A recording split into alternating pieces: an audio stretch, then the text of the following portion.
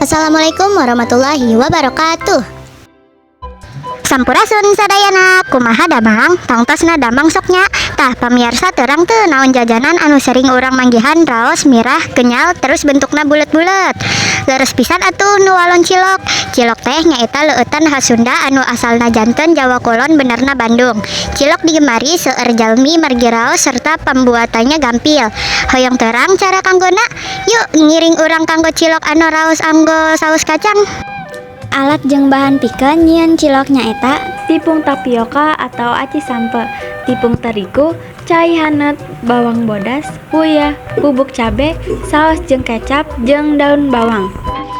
Wadah, centong jeung panci. Tambahkeun 500 gram tepung tarigu, hiji cabe taneuh, 2 bungkus royco, jeung daun bawang. Aduk nepi ka rata campur.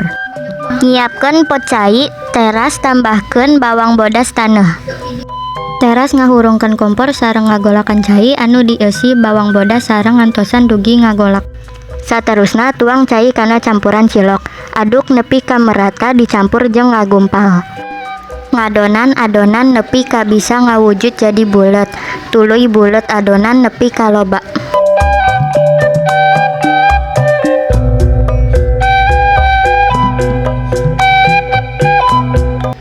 Sanggeus kabentuk, kulup adonan cilok dina cai nu ngagolak, diping hiji-hiji.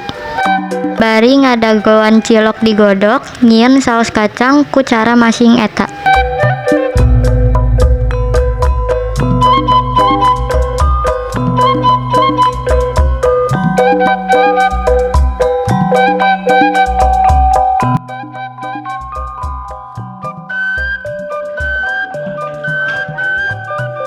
Sakitu wae video ayeuna, semoga bermanfaat. Hatur nuhun. Wassalamualaikum warahmatullahi wabarakatuh.